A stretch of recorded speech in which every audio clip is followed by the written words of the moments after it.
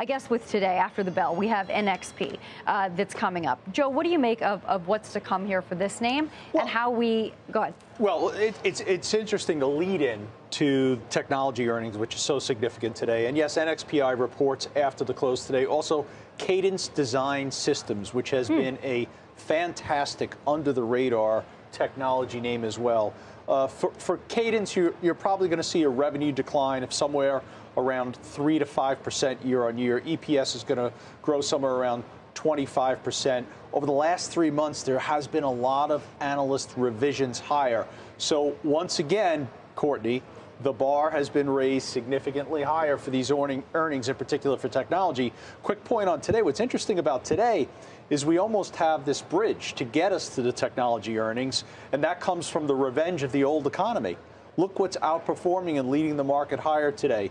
Chevron, JP Morgan, Goldman Sachs, J&J, Bank of America. So it's the old economy that's kind of getting us to the other side, where we learn a lot this week when we hear from Meta, when we hear from Microsoft and other technology names.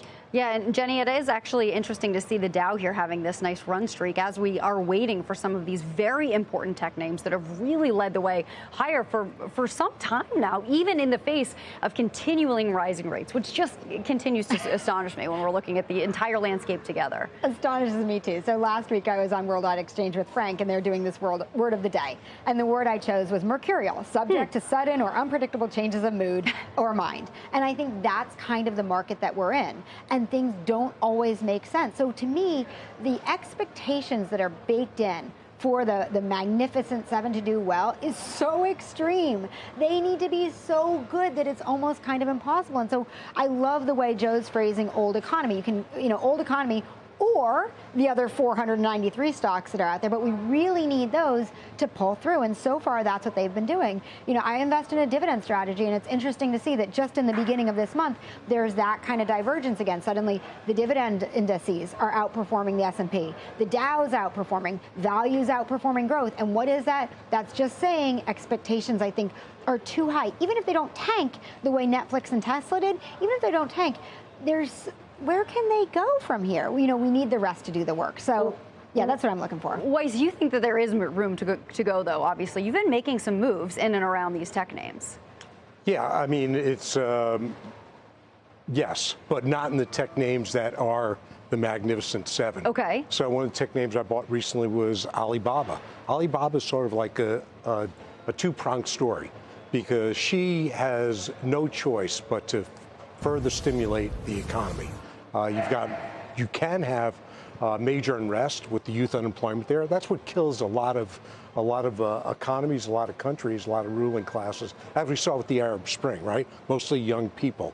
So I don't think that's an immediate concern, but an immediate concern is that the economy is stagnating. You've got this inflation. So he came out last week and he said, look, here's what we're doing. It's hands off for the tech companies now. We want them to blossom. So he's trying to draw capital in. Now, Alibaba is sort of unique because they're going to spin off their cloud business. They're going to spin off their bricks and mortar retail business. They may, Ant may be spun off, may not. They announced they're going to keep their stock. So to me, this is one of the cheaper stocks out there. So whether you buy Baba or whether you buy one of the other, like Baidu or others, I think it's a good place to be for that, with minimum downside. So Baba is where I bought some, initiated position and actually added to it. So what about in Netflix? Upgraded to outperform from neutral. I did buy Netflix today. Right. So we'll see if I caught it at the bottom or not. Huh? Took you long enough. It's well, it did because there was a lot of low, so what? High. Go ahead. He's teasing you. So why? So then why? I'm trying to anyway. Right. Why Netflix today? So Netflix, it just you have to buy Netflix, and it's not a big position. Okay.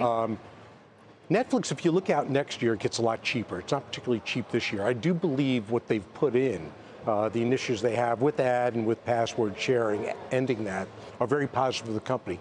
But also, you're not going to see Disney, I don't believe, spend as much on content as they have. You're not seeing Amazon spend as much on content. So you're left with one really strong player. It's not the Uber Lyft story. It's not that black and white, but it's getting pretty black and white. So whenever Netflix sells off, you sort of got to buy it. So maybe it goes down lower, But at this level, I'm not going to tell you it's compellingly cheap. It's not this year. Next year, it gets a little cheaper. So I just think the growth's there. So it's pretty much trying to figure out where can I go that's already reported.